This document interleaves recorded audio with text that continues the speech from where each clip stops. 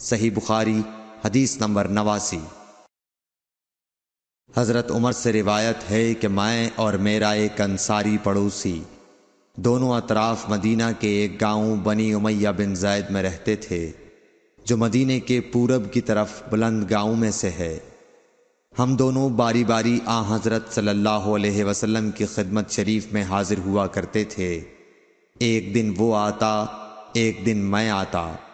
جس دن میں آتا اس دن کی وحی کی اور رسول اللہ صلی اللہ علیہ وسلم کی فرمودہ دیگر باتوں کی اس کو خبر دے دیتا تھا، اور جب وہ آتا تو وہ بھی اسی طرح کرتا۔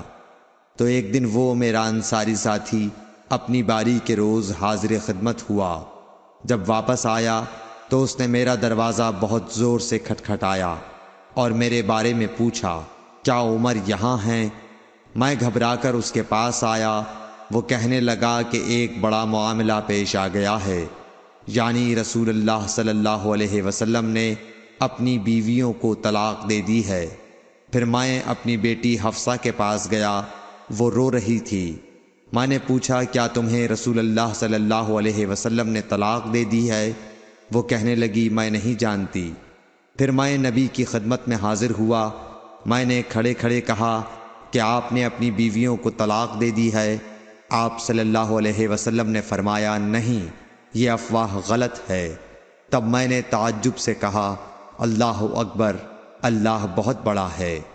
صحیح بخاری حدیث نمبر 89۔